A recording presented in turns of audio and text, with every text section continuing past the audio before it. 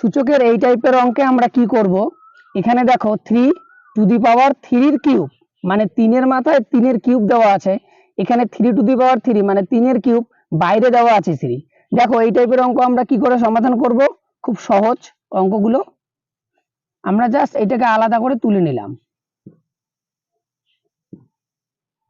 এইবার দেখো এই জায়গাটায় এখানে নিধান কত বা বেস বা নিধান, এখানেও দেওয়া আছে 3, এখানে বেস বা নিধান কত, এখানেও দেওয়া আছে 3। তাহলে আমরা আগে বেসটা লিখে নিলাম, 3 লিখলাম। এবার 3 কিউব তার মানে 3 কিউব, দ্যাট মিন্স 3 গুণ 3 গুণ 3, তার মানে 3 তিরিকা 9, 3 নং 27। তার মানে এই জায়গাটায় লেখা আছে 3 টু দি পাওয়ার 27।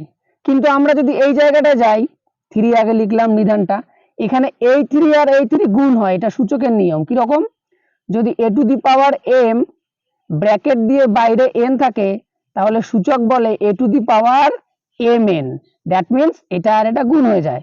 তাহলে 3 টু দি পাওয়ার 3 আর 3 গুণ করলে 3 তিরিকা 9, তার মানে এটা হয়ে গেল 3 টু দি পাওয়ার 27, এটা হয়ে গেল 3 টু দি পাওয়ার 9।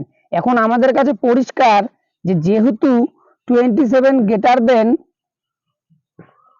9, তাই আমরা বলতে পারি 3 to the power 27 greater than 3 to the power 9।